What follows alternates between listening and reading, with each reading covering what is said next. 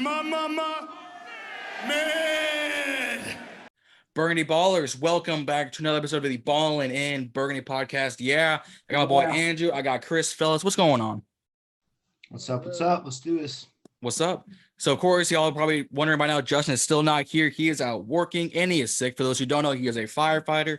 So, prayers up in the chat and the comments down below. Send him your thoughts and praise. However, we have got a staple in the Jets YouTube community, a man who does nothing but Jets and knows the pain of having a franchise disappoint you every year of your existence.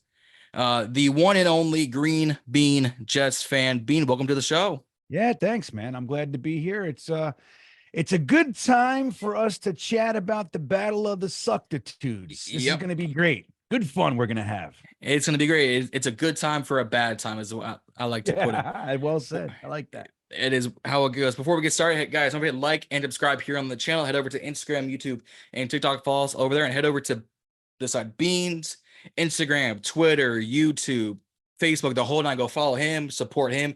He's got phenomenal content, and we still got games through the rest of the season. We still got the off season. I know Jets fans are going to be hot in the draft. Do they take wide receiver? Do they take tackle? Do you go defense again? Like, although last year was a bit of a stretch with McDonald. It is what it is. It's been rough, but let's talk about it this Sunday, Christmas Eve. And for everyone who's watching, happy Christmas, happy Hanukkah, happy holidays, whatever you celebrate. Happy that. Hope everyone has a great Christmas, great Hanukkah. You know, get your presents. The weather is nice, or if you prefer the snow, you get 5 feet of snow. Hey, I could use some snow down here in Florida. But our Washington Commander Sam Howell, EB, and this 32nd ranked defense travels to the Meadowlands to take on those Jets, and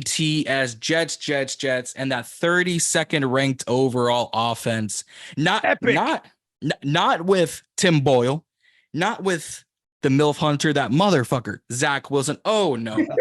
It is with Trevor Siemian. Yeah, legend.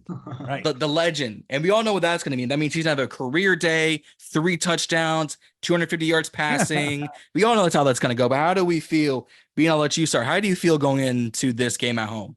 Well, you know, it's funny to hear you say that, right? Like, you know, here comes this Trevor Siemian off the couch, you know, and it's like you guys are bracing for him to have a career day because it's you, right? We feel the same way. Like, and we've made so many players, like they have their one career day, it's against the Jets, or some rookie that when he comes off the bench, he wins the game, you know, his first game, like his coming out party. We watch that. We feel the same exact way. I'm going to tell you guys a secret. It ain't happening. Get nice and warm and comfy because it ain't happening. You can feel pretty confident. Our offense is as stagnant gets. I don't even think your 32nd ranked defense can make us look like we belong on the NFL football field. We're a tragedy. There's all these, you know, last week we played the Dolphins, right? So as we do with the division rivals, we play them twice a year. We played them Black Friday. Yep. I went up to, I'm in Virginia. So I drive up to the stadium and I go to the game, Thanksgiving. And I watched just a more horrible exhibition. And you would think that the Jets want some revenge. We're still mathematically in the game, in the playoff hunt. Dude, we come out dead and they beat the living hell out of us. And there were all these pictures and stuff, all these memes coming out. Like it was like this: our quarterback, 4 Miami Dolphin defenders, and then our 5 linemen. It was like, they didn't even try. Like, that's what we're bringing for you guys. So you're going to have a field day. Get ready. It's going to be a good time for the Washington Commander faithful, I assure you. I hope so. I did not know you were in Virginia. That is a small world, because I am from Virginia, so that's a small world. Yeah, I'm in Charlottesville. I'm over here by UVA. Oh, that's not far at all. I'm only down in Norfolk. There you go, man. It is a small world. Andrew, Chris, how y'all feeling? I'll go with Andrew first. Feeling not as good as I should be feeling. Obviously, battle of the century, right, guys? 32nd ranked offense versus 32nd ranked defense. I think Bean had some great insight there obviously, on what he thinks about their offense and what's going to look like. But I also have some insight about our defense. And our defense, I believe, has been almost just as pathetic. Whether it's letting the Bears drop 40 on us, the Dolphins, Cowboys going crazy on us. It's been a pain to watch all season. And I think it's going to make for a really interesting offense-defense dynamic. And I honestly couldn't tell you what's going to happen. I know there's quite a few Washington fans. I may or may not be one of them that's hoping for a loss. We are currently sitting at 4-10. The Jets are currently sitting at 5-9. Is that correct? Yep. Okay. Yeah.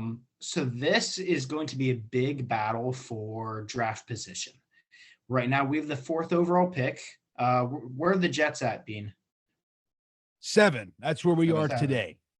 So this could obviously change things, as every week can. But with a loss this week, I think that's going to solidify Washington in a much better position for a top draft pick. And I want the best for my team. And in some cases, that means a better draft pick. But I also feel like it could be nice to see them win because we haven't seen that in a while. So just hoping to see a good game from Sam after he got benched last week. Yep. And good, clean fight between the 32 ranked offense and 32 ranked defense. I like it. Chris, what you thinking? All right, here we go. All right, we got the battle of the century. We got the Washington Redskins, who are ranked 32nd at defense, and we got the Jets, who are ranked 32nd on offense. We got the battle of the century here. You know, this is what you call a once-in-a-lifetime game. This is what you call it. Let's see. What are we looking for this Sunday? We looking for a loss or we looking for a win? You know what? I'm looking for a win on Sunday. I don't care. You know, I mean, obviously I care about the draft, but you know, I at least want to see my team win one more time. I can't have it be like 2013 all over again, where we go 3-13 and we're 3-5 at one point, and then we lose the last 8. I just can't have that happen. Or like 2019 or 2020. Yeah. Let's see. I mean, the last time we won was November 5th against the Patriots. Wow. In a 20-17 victory. Yeah, pretty bad, man. Bad. You know what? Let's get past that though. I'm looking for a good game out of Sam Howell. That I will gladly take, you know, after him getting benched last week, you know, which is a part of the game. Every quarterback is going to have a bad game. You know, hell, I mean, look at Tom Brady last season. You know, he didn't have the best season. You know, they went 8-9 and got knocked out in a wild card round against the Cowboys last season. And everybody's going to say, well, he's using the GOAT as an excuse. That's the best example I have. Best one. I mean, you know, Howell's bounced back from bad games. I mean, look at the Buffalo game. He had a bad game. Then look at the Philly game. Probably the best game he had all season. The best 2 games of his career so far are both Philadelphia games. Yeah, or both Philadelphia games. So, you know, it's part of, you know, the learning system he has here in Washington, you know. You know, people are so quick to switch up on him and say, yeah, he's not our quarterback for the future. We need to go with Caleb Williams or Jaden Daniels. No. We are not going with that. I'm not going through another quarterback. We have our guy. You just have to let him fully develop, get him an offensive line, and get him another receiver, probably in the draft. That's going to happen. And I know we'll touch on this later, or this will probably lead into it, but about getting that first pick, if that happens with Washington, do not take a quarterback. I don't. Yeah, we'll definitely touch on it later. I'll give my quick thoughts before we move on.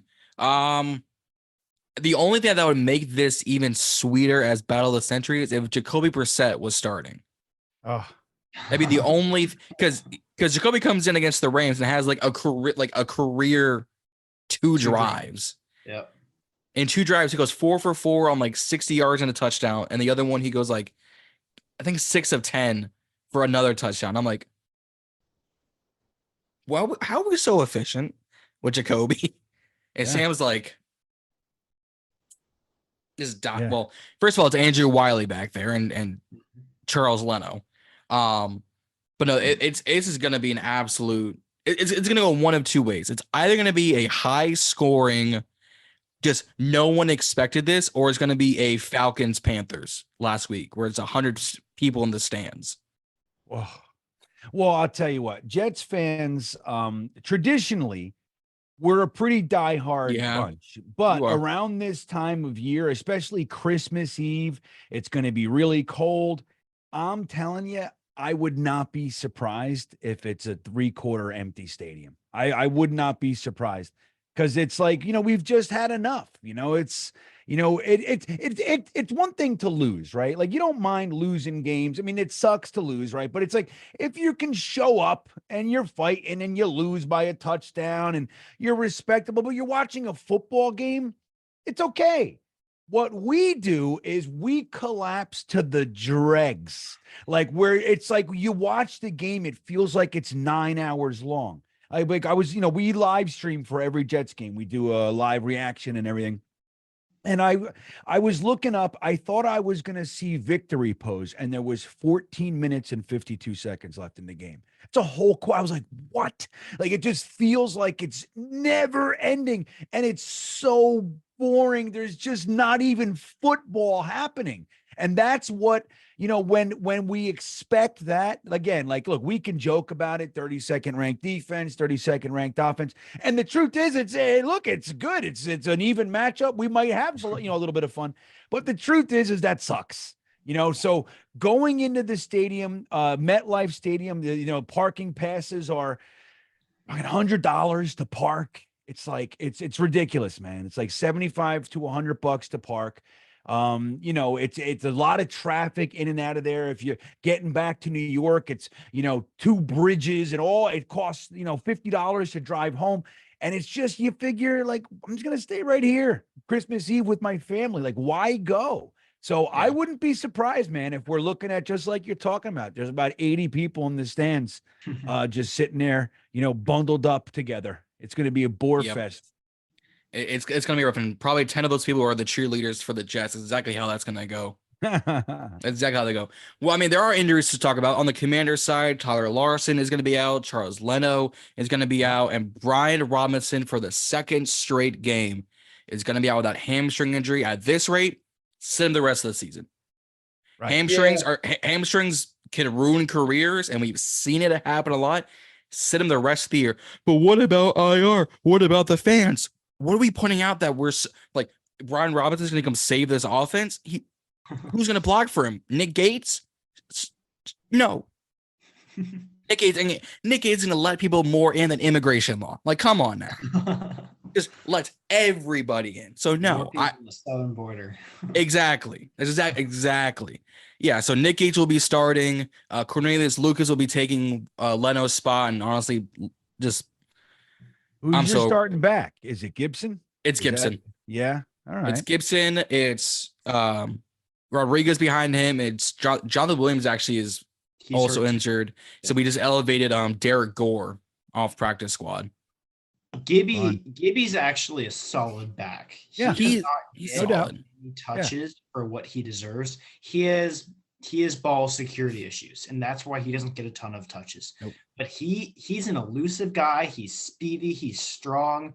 He can make really good plays. He just doesn't see the ball as often. Just doesn't know how to do this and clasp. Just doesn't know how to do that. Work on that, man. Hey, I'm excited to see him though. He's a great player, man. Yeah. Oh, no doubt. I think he's a great player. Like I said, it's ball security issues. And then on the Jets side, Rodgers is obviously out. Zach Wilson's out with that concussion.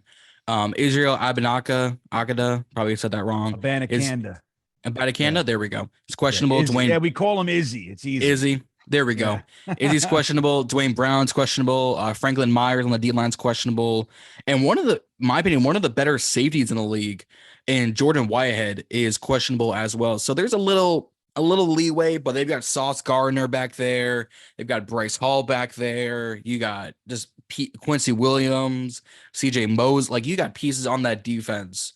And we were saying earlier, that's a Super Bowl defense when all healthy. It ain't gonna be a good time.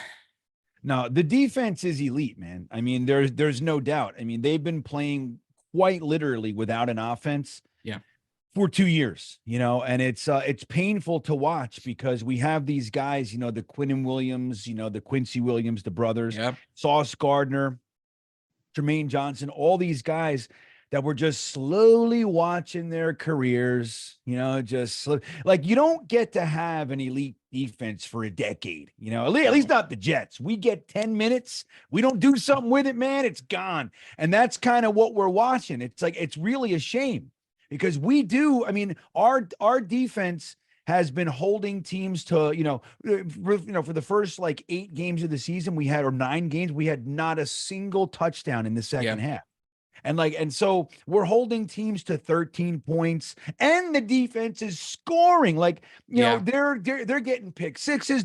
We have more safeties in the first quarter than touchdowns. It's ridiculous.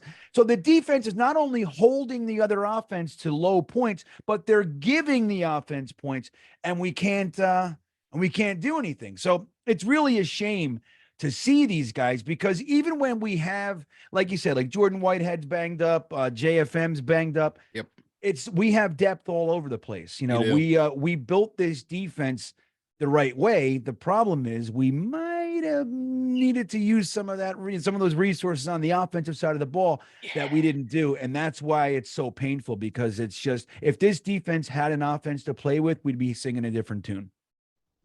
Yeah, I think last year was what, Will McDonald you guys took in at 15? Yeah, dude, if you ever get a chance, and I could even show you, but our reaction to that, like, we were, we do live draft stream and everything, and come on. We said before, like, what's the one position that would surprise you? And every one of us said edge. Like, it's the one position we do not need. When they picked Will McDonald, I couldn't even believe. And it's not to say, hey, maybe he's going to be a great player. Beside the point, we have needs, and we got Aaron Rodgers for what, a year, 2 years? 2 years, yeah. You all guns pointed in front of what's going to help him, and we get a developmental defense, a situational pass rusher, So it was really surprising. I mean, my mouth was just, I literally said, what the hell just happened? I had no idea what I just heard. And the team does that far too often. It's like, we have a need, the player's there, grab the guy. It makes too much sense. And we go, no, we know what to do. And the Jets are notorious for overthinking stuff. And now I think that pick was a good example of that. Yeah, that was us with the Force. So me and Andrew went live. That was our first ever live stream, was the draft. And all you hear is, all right, Washington Commanders, Roger Goodell goes up. I'm like, all right, here comes, JPJ. Here comes Gonzalez. Because they were both sitting right there at 16. We were sure it's one of them. We were sure. We were like, if we had a bet, we were making bets secretly. And they said, Manuel Force. We said, you son of a bitch. I'm pretty sure I had to take like a 5-minute walk break. I think you did. And then they took Quan in the second. I'm like, that was even worse, maybe. Yeah. Legit. You had Christian Gonzalez sitting right there at 16. You could have taken, and you could have taken Brian Branch right there at 46. Easy. One of those guys. Look at all those guys. Jack Campbell's sitting there. I don't know if you needed him, but JSN. Oh, hey, look at all these guys right after you guys. Oh man. Yep. Oh yeah. The crazy part is that we told Brian Branch. We told him that we were going to take him if he was available. At 16. So Ron Rivera? You lied. Dude, lied. He needs to go. Bye-bye. Don't get me on the Timmy rant now. Don't get me on the Tony rant. Where did Branch go? Wait a minute. Where did He went go? second round to the Lions. He won like 248. No, like 245. Yeah, he went to. You're right. He went at the 45th pick. Oh, you know what I mean? Like, what are these teams thinking? Yep. We know. We see it every year. It's so funny. We hear this all the time. Like there's a going joke in Jets land that the Jets obviously know something we don't know. Like we say, and we joke about that. They don't know shit. They don't know anything we don't know. They don't know. We have been predicting these picks. We saying, don't pick that guy. They do the opposite, and it blows up in their face for decades. Yep. Decade after decade after decade, the same exact stuff. We know they are overthinking it, man. And it looks like you guys are doing the same thing. Same thing. Yeah, because I'm looking right at it. There's a whole bunch of studs right after you guys. Yep. Right? It's crazy. 23 or 2022, 2021, we took Jamin Davis. Could have had Nick Bolton, Creed Humphrey, Trey Smith. You could have traded up for Micah, and Micah was falling too. Micah was falling out the type 10. Could have had Micah. You could have gone O-line. And then we took Phil Mathis second round. He's seen the light of day less than jail convicts have. Like he's not on the field really not really on the field at all. And then I mean I can live with a B-Rob pick in the third round because that was a really good choice, and Sam in the fifth. Like we traded back with New Orleans. No, that was the Jahan Dotson one. Second round was Sam Cosmi. Dotson was a good pick. I like Dotson. Dotson wasn't bad. I think if you were to take a receiver, I would have taken Olave. You pair the Ohio State guys together. Well, yeah. Hello. Then we wouldn't have gotten Sam or Brian though. That is true, but even then, like you could have had, I would have traded back, and then right after they take Olave, you trade up with Baltimore to go get Kyle Hamilton. Talk about it, right? It seems so simple. It's not hard. Kyle Hamilton, one of the best young safeties in the league. Brian Branch, a defensive rookie of the year candidate. Joey Porter Jr., who everyone was saying is not going to be a great corner. He's got some hands issues. It's an attitude. The training camp saw he got absolutely mossed by Deontay Johnson. And he is, I think, first place for defensive rookie of the year outside of Jalen Carter.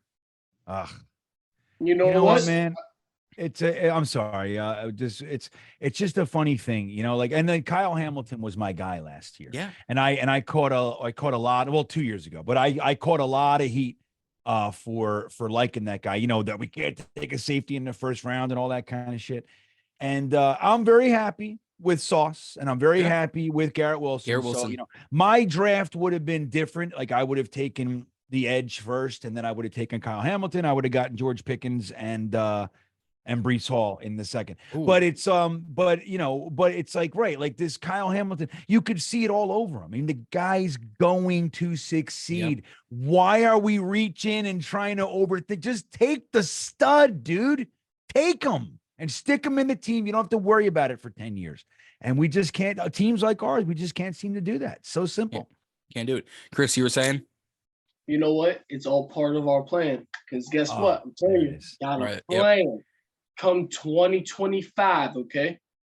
We have our boy out of Rice University, our boy, Gabe Taylor, Sean Taylor's little brother. Telling you, part of the plan. Trust the plan. I'm telling you, we're taking Gabe Taylor. Chris, the only plan I follow is God's plan. All right, whatever Washington has going on ain't it. Look, whatever. I'm telling you, we take Gabe Taylor. Oh my God, bro! That man is a stud. I need to see film on him because if I have no inkling of what he's doing at Rice, I'm gonna say it's a PR grab. It's what the Steelers did with Kenny Pickett. It's the hometown guy. It's the feel good draft pick. I need to see film on the kid first. Trust, bro. Trust. Look, I got some. Look. I ain't got film, but like I've seen his highlights and stuff. Oh my God, this man's nice. I don't know, buddy. I don't know. We still have 2 more drafts before that happens, so we'll touch on that later. But speaking of draft picks, I touched on this with Bean and Chris before the stream, and if I could find the post from CBS Sports, I will put it on the edit. If not, I'm gonna roundabout and paraphrase. There is a slim chance the Commanders get the number 1 overall pick. You need the Panthers to win, I think, 2 of their next 3, if not win out. You need the Patriots to win 2 of their last 3. You need the Cardinals to win out win out. And you need I think you need the Giants to win 1 of 2 of their last 3. And then we have the number 1 overall pick. If I'm sitting at 1, trade back. Yes. Trade Oh, back. yeah. I trade back. And give me some draft picks too, at it. Yeah, exactly. Because here's the thing: is I trade back. Not only can I get a player out the deal, if I don't get a player, I get a minimum of 2 first-round picks out the deal. Oh, yeah. Easy. Yep. In a quarterback draft like this? In a quarterback draft, New England, Right. even let's say New England sits at 2 and you want Caleb Williams at 1, have him.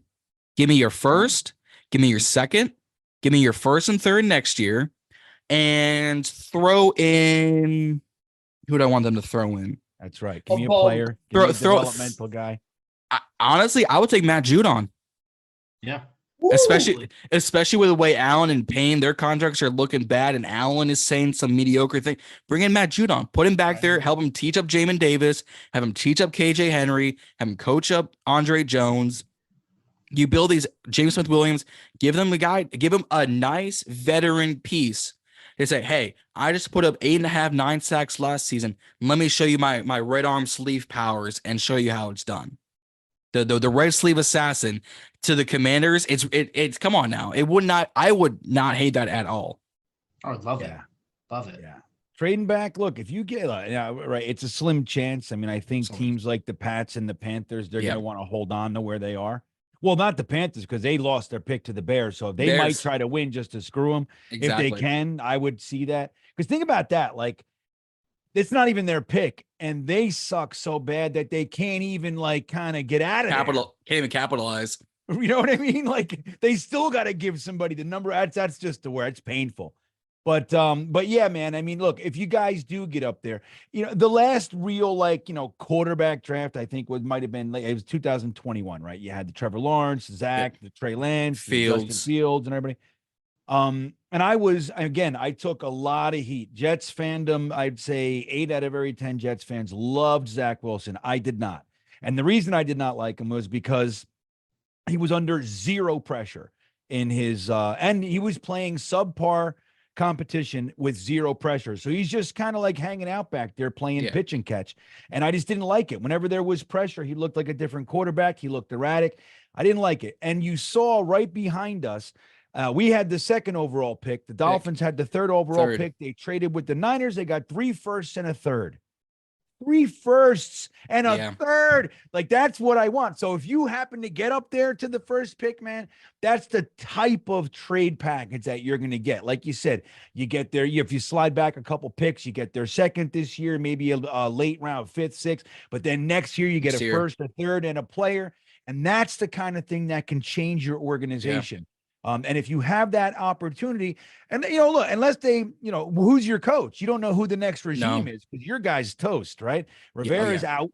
So Rivera's out, Mayhew's out. I got money on EB leaving, like clean house. Yeah. So they're going to clean house, and you don't know who is coming in. They might look at Sam Howell and Jacoby Brissett and go, no, thanks. And here I am at the number 1 pick, and I have my, pick of the litter. And they might want a Bo Nix or a Kayla, they might want some of these guys. So then you got that opportunity too. You don't always get the opportunity to grab the quarterback you want to, the pick of the litter. So that's the other thing. It's like there's obviously value on both sides, but if you like Sam Howell and you're up there, even in the 2nd pick, man, you can trade out of that 2nd pick. Joy, look, you guys did it years ago on the other end when you traded with the RG3 trade. Yeah. You guys are young. I remember that. I remember that. I was young, but I remember.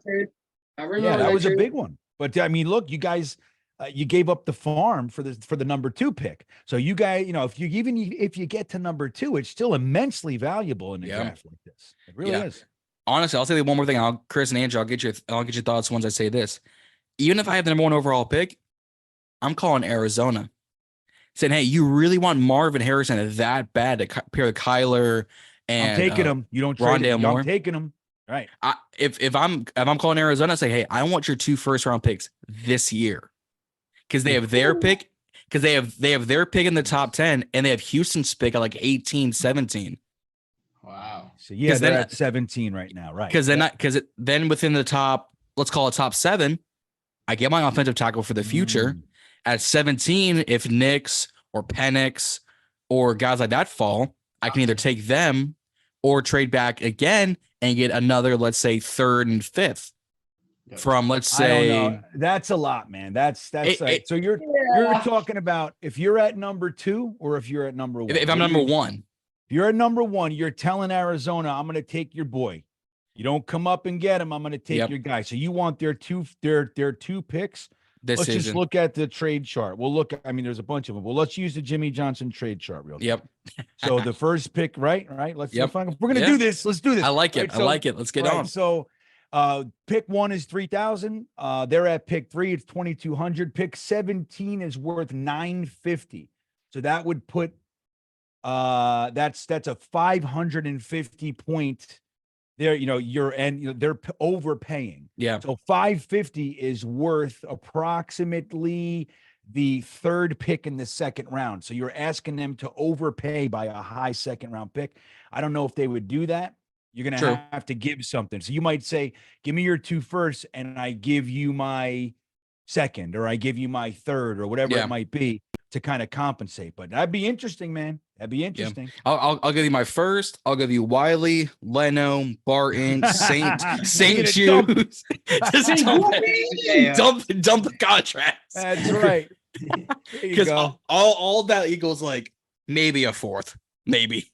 Andrew, Chris, what y'all thinking?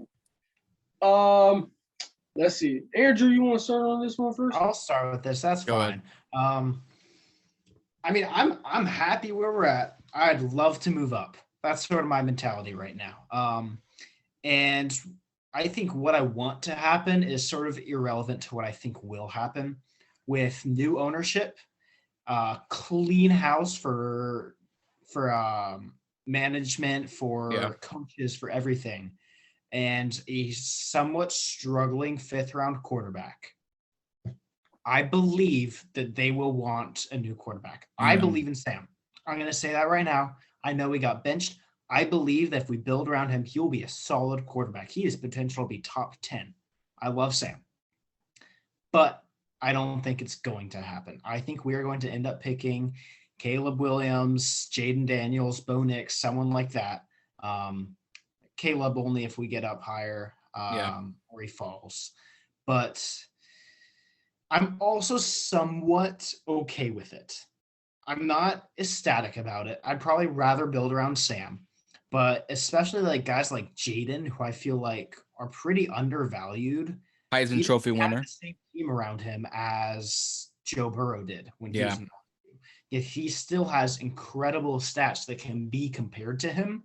They outside of I think the win percentage and the completion percentage, he beat all of Joe's. And win percentage, I don't like as a quarterback stat. So that's his film is so good. Like, I really, really think he should be a top 5 pick for sure.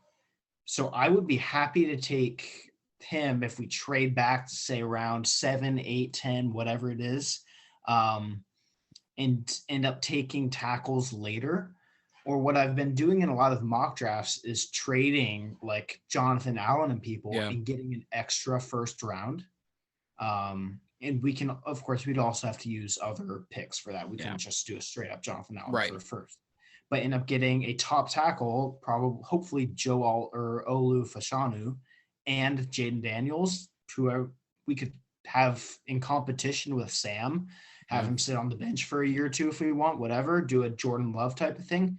I'm okay with that, but I feel like a new coaching staff, a new ownership is going to want a new quarterback. They always do. Yeah. They always do. Chris, what you thinking? Hell no, we ain't getting rid of Sam Howell. Hell no. I like him too. Look, I don't care what the new head coach and what the new GM want. If they are that stupid to get rid of Sam Howell, then you might as well just go ahead and cancel the season. Because, look, at that point, I already lost faith if you do that. I already did. I don't care. Unless they were to somehow do a magical run of 11-6, 10-7, 12-5, and up. All right. You get rid of Sam Howell, I'm sorry, you kind of losing it because let's be real, he's in top 10 of passing yards right now, behind the worst offensive line this season. The offensive line is worse than the Giants and Panthers. Don't care what anybody else says. His coaching staff is kind of stupid because Ron Rivera hasn't done jack other than bringing Curtis Samuel, and he hasn't even been real all that since he's been here. EB, I get what he's trying to do, and trying to develop Howell and maybe have him spread the ball, but he's not even it's bad to where Howell's not even getting the ball to Terry. That's how bad it is. Yeah. So if anything, which we are going to fire Rivera, I'm pretty sure Josh Harris has already said that. That's guaranteed. It's confirmed. Yeah. EB is probably going to be gone because players seem not to like him at all. So if anything, and the GM we know is going to be gone. So let's do this. Let's say we bring in Jim Harbaugh or Ben Johnson, right? The two ideal that you want here as your head coach in Washington, right? Okay. If they were to play this smart, they would say, okay, look, we have a lot of money we can use. We have 5 picks in the top 100, 3 within the top 40. Yep. And we have a quarterback that can continue to develop and everything like that, okay? If we are at, let's say we are at 1 or 2, most likely anywhere going to be from 2 to what we're at is 4 now, right? If we're sitting there, let's say, all right, you know what? We need to get blocking, but we also need, a tight end, because let's be real. John Bates isn't going to cut it. Cole Turner isn't going to cut it. Logan Thomas really hasn't done Is old. anything. Yeah. Hold on. Before you finish that, there's an APB out for Cole Turner. I have not seen that man in weeks. But let's say Washington, decides to go with a not tackle first. Either Brock Bowers or Marvin Harrison because they're up there. Or it's like you said, Jonathan, we call Arizona and tell them, hey, look, we're taking your boy. Unless you want something out of us, we're taking your boy. And then that's where you could build up because hear me out. You either take Brock Bowers to replace Logan Thomas. Yep. Or you take Marvin Harrison Jr. to replace Curtis Samuel and somebody who's going to be right there to run with Terry and Jahan, like Justin was saying a couple weeks ago. And then you take your 2 tackles in the second round, which I wouldn't mind. Because I wouldn't mind.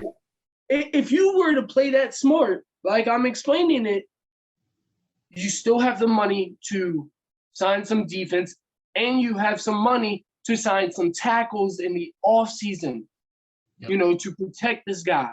We got a lot of money. We do. So I'm not giving up on Howell. He's got my faith. I absolutely love Sam Howell and what he's been doing and what he's been trying to do this season because he's pretty much most of the reason we've stayed in games this season, if we're being real. Mostly. I mean, I know that's questionable, but still, just look at the 2 Philly games. Look at he even tried coming back against the Bears after we were down 27-3. Yeah, I mean, even the Miami game, the only reason why we scored points was he had 2 rushing touchdowns. Exactly. So I mean, I'm not giving up on this guy yet, but I'm telling you right now, you take a JJ McCarthy, a Caleb Williams, a Jaden Daniels, a Drake May. You take any of them guys, you basically just gave up on Sam Howell after 1 season. Yeah. Chris, could I ask your thoughts on the change, offensive change after Sam got benched and Jacoby came in, and Terry was getting the ball like crazy. Offense was on fire. Yeah. glad- Constant driving, unstoppable. Yep. Do you think that was on Sam, or do you think that was just something else? I blame this more on Eric Bieniemy. I honestly do. What was the change there though? Like right after Sam got benched with Eric, like I think, Sam. and the reason I blame this on more on EB is because we know Sam has an arm. We know he does. Go back and take a look on the route Terry ran against Dallas last year in the final game where Howell throws that bomb to him. That's what we should have been doing with Terry all year. That is what we should have been doing. We should have been running some medium to deep bombs with Terry because we knew Howell had an arm. We knew he did. And then all of a sudden, Eric Bieniemy is like, nah, we're going to switch up the game plan when Jacoby gets in there. And next thing you know, you see Terry running route, a deep bomb, and you're like, dude, where has this been all year? We needed this out of that guy. Yeah. He is your number one receiver. He is your guy, your go-to guy. The argument for that is Sam just isn't seeing that possibly. And maybe not. Maybe it's on even he just freeze. Oh, good. I'm glad it wasn't me. Sam not Like, oh, seeing shit. the whole. There we go. Oh, sorry. Did I cut out? Yeah, you froze. Yeah. Okay. Okay. So basically, the argument against that is that Sam isn't seeing the field fully. That it's possible EB wanted to switch up the game plan and start throwing to Terry more once Jacoby came in. But I feel like the probable reason for that is just that Sam wasn't seeing him and wasn't getting through his reads and getting the ball to him when he needed to.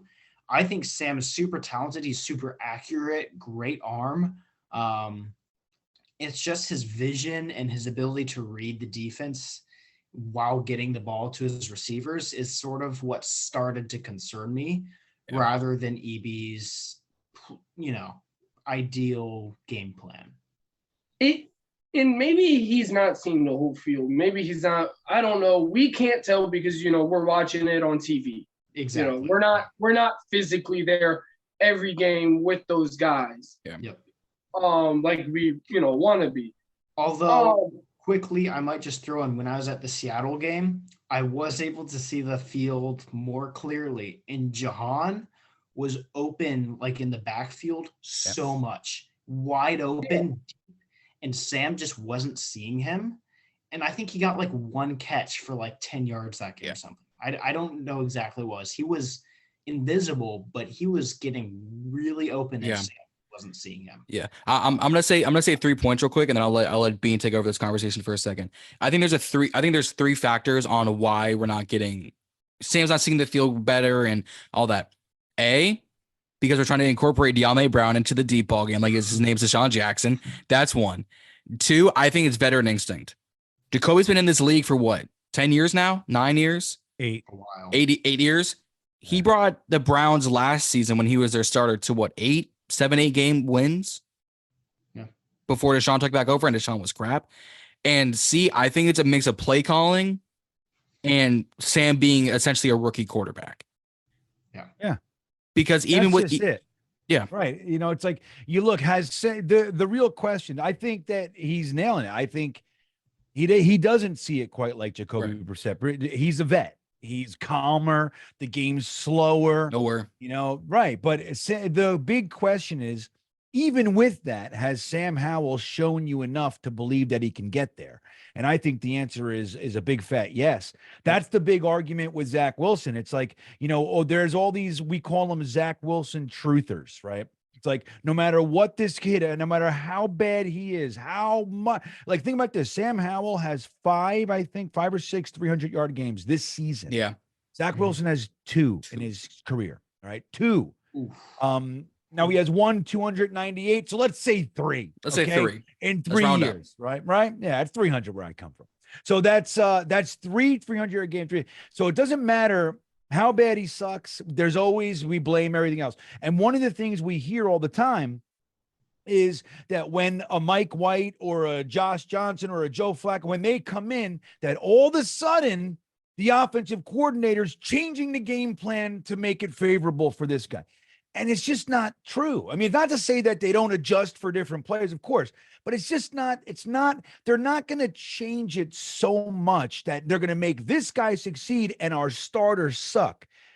The truth is that these young guys, they need to develop. Now, Sam Howell has shown more than enough to believe that he'll get it. He'll get it. He's not seeing it. And, Terry McLaurin is clearly, like was said, your go-to guy. He's just, he's not there yet. He's not seeing it. He's taking the other guys because maybe they're bracketing Terry McLaurin in his head. It looks like it's more dangerous to throw over to him, which is still a benefit, by the way. If he's pulling the safety over and Sam can find somebody else, it's still a benefit, right? Yep. But where Zach Wilson is concerned, it doesn't matter. He sucks. It doesn't matter. We've had 2 offensive coordinators now. We have all kinds of wide receivers. And he's the same every single time. So the idea that he's going to get it is really, really far-fetched, where Sam Howell, in my opinion, has shown, you should have all the faith in the world. Like he's got a lot of meat. I think he's got, I was just looking before. He's just about 65% completion percentage average. I mean, that's what you're looking for, man. Any quarterback with a 65% completion percentage, that's as their average. If that's the case, you more than likely have a winning quarterback, and that's what you're looking for. And he's got that. Yeah, I think. Oh, good.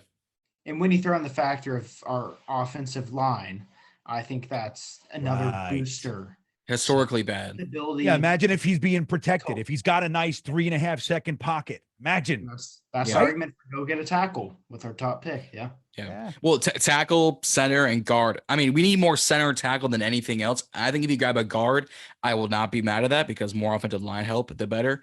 But I mean, I think if you seriously, and this is going to be a weird thing that we'll talk predictions, is if you took Sam Howell right now and you put him in the Jets offense, I think the Jets have lots of wins. Garrett Wilson, because this is like offense wise or defense wise, they are elite. I think we can all agree talent wise on the Jets offense is superb. Garrett Wilson is on my fantasy team, and I love Garrett Wilson. Alan Lazard is a good number 2 wide receiver to have on your roster. Jason Brownlee and Xavier Gibson are great young receivers. Obviously need time to develop. Yeah, right. But great. Tyler Conklin and CJ Uzama are good vet tight ends, and they have my guy Zach Kuntz out of ODU. They got my guy in the 7th round who is great. It was like 6'7", but just needs time to stay healthy. Yeah, you have a solid, middle of the pack offensive line. What about Breece Hall? Breece Hall, Izzy, Dalvin Cook. You guys had Michael Carter, who was a good running back for UNC when Sam was there. Then you lose him. And we try to get him. Like, that's a solid. Like, if you took that offense and you took CJ Stroud, you put him there, you put Bryce Young there, Sam Howell there, even Daniel Jones you put there, they're talked about as a top 15 quarterback. That's it. And that's what we were saying all year. Look, nobody thought Aaron Rodgers, he's played. I mean, there was 1 year in the past 10 that he didn't play every snap for the Packers. So he would bring him over. Of course, we think we're going to at least have him for 4 plays. And that just shows you, man, that, ain't nobody mess with the Jets curse, okay? No matter how bad it is for anybody else, we bring Aaron Rodgers over 4 plays. That's what we get. So, but when that happens, we're talking about Zach Wilson. All we need, dude, top 22. Just be the 22nd, 21st ranked quarterback, and the rest of the team is good enough. And he can't do it. He can't do it, man. And there are backups I would take over him. Jake Browning, I would take over him in an instant. Tommy DeVito, I would probably take Ada O'Connell. Well, O'Connell is a mixed bag on that one because I'd probably take him, but he's a mixed bag on that one. Joe Flacco for the Browns right now is looking elite. And that's not a name you said. He was our backup for the past 2 years, dude. Exactly. You don't put elite. You don't think elite about Joe Flacco is his Nike socks, but he's playing elite football so far. Man. Yeah, 374 last week, I think it was. Something like that. And I mean, I think he threw two interceptions, but even then, I think they won the bunch game. of touchdowns too. Yeah, exactly. I know I'm missing a whole bunch. Gardner Minshew for the Colts playing great football. For them, like there are, I think there's Baker Mayfield. Baker Mayfield, and he's a starter, and has the Bucs winning the division. I think it's 7-7 right now, or 6-6. Yeah, I mean, look, all off season, I didn't want Zach. Their whole thing was, okay, we're bringing Aaron Rodgers over. We want to push reset with Zach. He's got all the intangibles, all the talent in the world, which he does. He has incredible arm, incredible feet, the whole thing.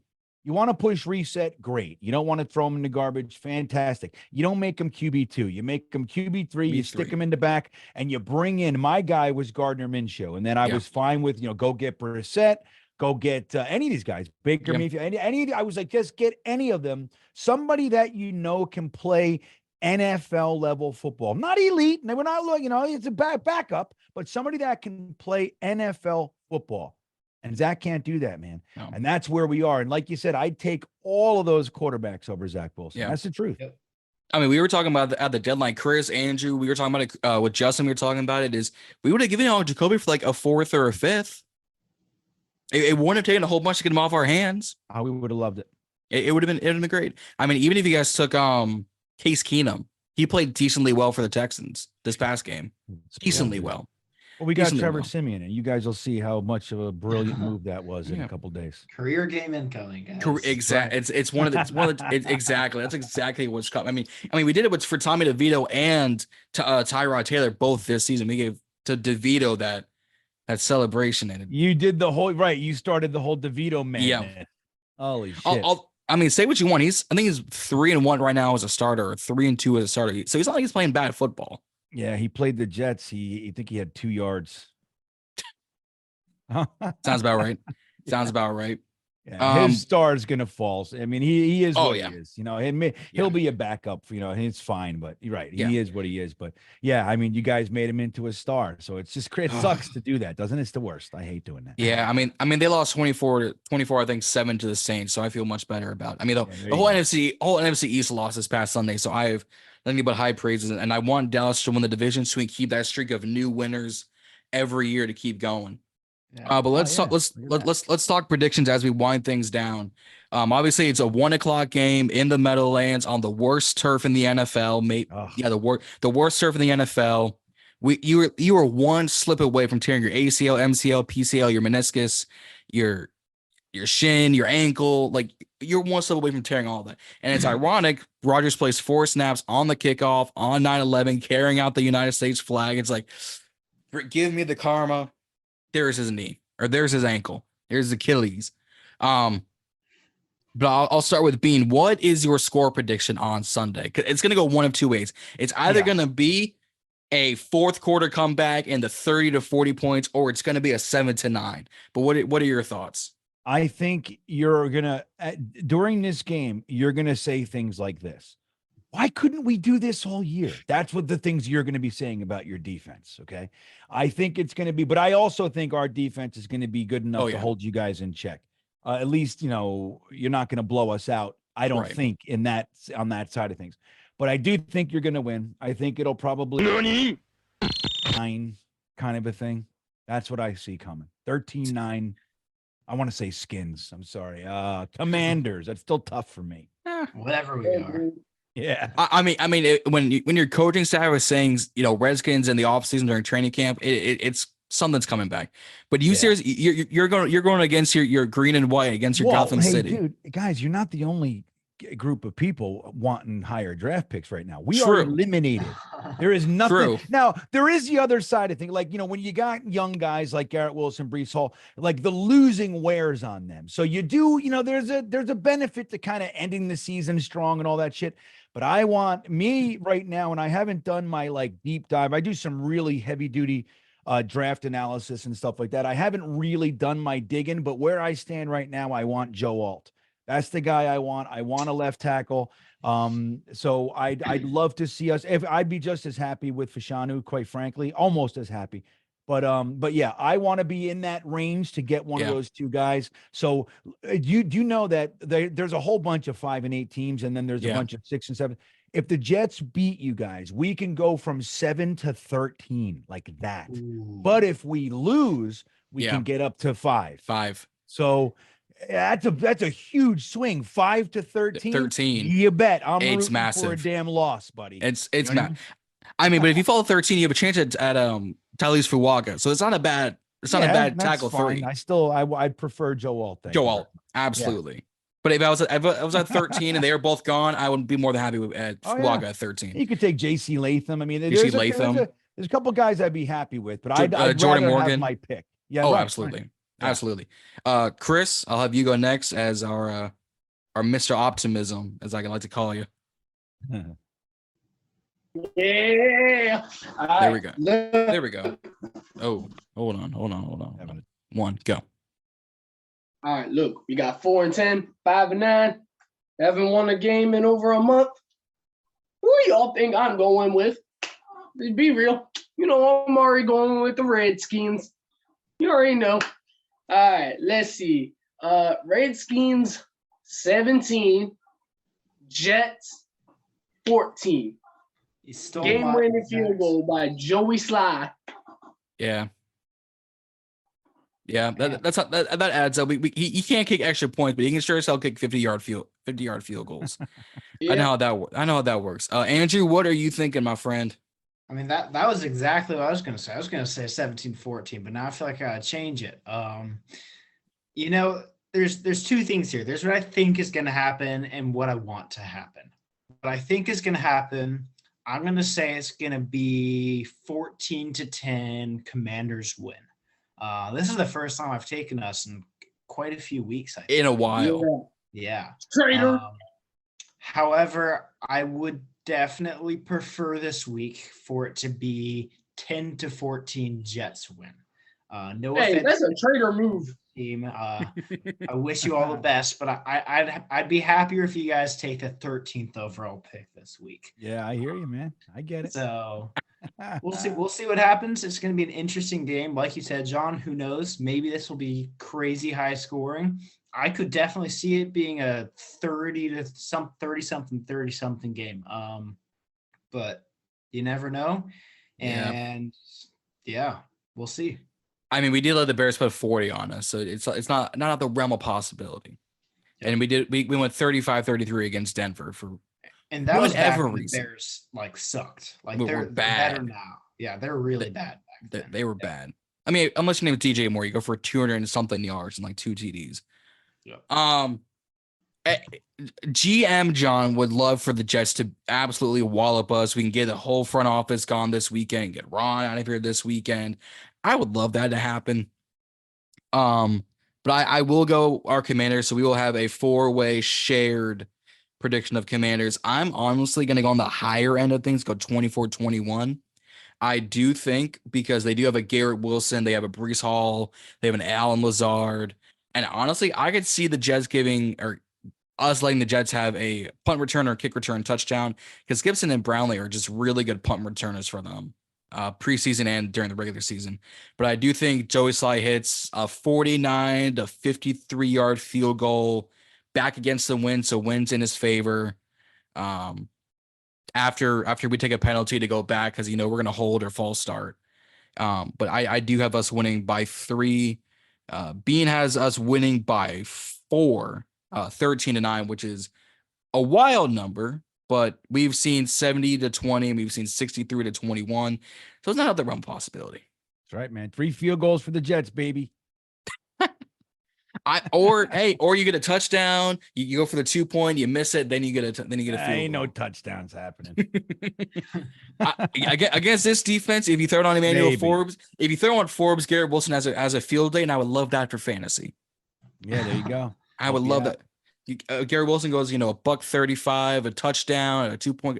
I would love that to happen for fantasy. And Forbes and Butler, if you can make that happen, thank you. It's playoffs. Yeah, it is. I mean, I'm going for the 5th place in my fantasy, so it's not a possibility. But that is good luck with that. I will take it. I'm not in the Super Bowl, although Andrew, I think you are in the Super Bowl for. I'm going down. All righty. Yeah, so 13-9 Bean, 17-14 Chris, 14-10 Andrew, and 24-21 me. So outside of Bean, we all have everyone scoring double digits. So it's going to be a very interesting game. But Bean, you can't thank you enough for coming on. Technical difficulties and all on our side. It happens, man. There's nothing wrong with that. It's all No, good. it is not. Yeah, I appreciate you guys having me. This was fun, man. Yeah, absolutely. And I'm sure we'll probably reach out to you during the offseason and get you on again because this was absolutely fun. And knowing you live in Virginia, that is even closer than I had originally thought. Yeah, I know you get the impression I might just be from the Northeast, right? I might be up there.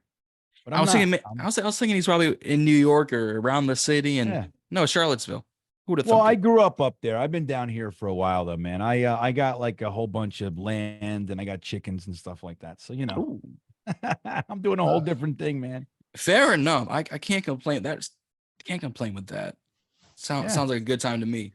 Sounds like a good time to me. But we will see on Sunday if it is a good time or it is a bad time, or on the very possibility. And if it ends in a tie, we're all just gonna cry ourselves to sleep. Probably take a few shots of a Hennessy, some tequila, right? Some of Shannon Sharp's Le Portier. And probably just watch Nightcap for the rest of the night, because if we end in a tie, it's gonna be a bad time. But I wonder what that'll do for the damn draft. You know what I mean? We got to think. Nobody's talking about that one. That's a loss for both of us. It should be a loss for both of us. But yeah, guys, don't forget to like and subscribe here on the channel here on YouTube. Head over to Green Bean Jets Fan on Instagram, YouTube, Twitter, Facebook. All the links will be down in the description. Go follow him. He's got amazing content both during the season, live streams, draft analysis, prospect analysis. He's got the whole thing going on, because I'm going to stay tuned with him and some of our other guests we've had on, because it's going to be a lot of fun, especially with this draft, because it's such a weird draft. It's gonna be a weird off season, man. It's gonna be weird because you can almost lock in the first 3 picks, and after that, it's like this is when the real draft starts. Right. It's gonna be complicated. It's gonna be complicated. But yeah. Like I said, like, subscribe here on the channel. Head over to Bean's channel, subscribe, follow him all over there. Share this with your friends, to tell a friend, to tell a friend, to tell a friend, to tell a friend about BIB and Green Bean Jets Fan, because it's absolutely fire over there. Shout out to the sponsors, Corey, Rio, Tony, and Washington on the Daily. And Chris is wearing that Washington on the Daily shirt. And if you head over to Instagram.com/Washington on the Daily, you too can get one of those shirts for just $30. It's nice and easy. And they look really nice too, actually. I give them credit for them. It does look like a good shirt. But hopefully, either the Commanders get a win or the Commanders get a loss. Either way, we're going to mess up our draft stock, and we're going to find a way to mess up this win or loss too, because it's in the Meadowlands. It's at 1:00. It's on Christmas Eve. So like I said, happy holidays to everyone. Hope you have a Merry Christmas. And we will not have an episode Monday because it is Christmas. We should have one on Tuesday, if not Wednesday. So stay tuned for that. And don't forget to stay balling. We'll see y'all out there.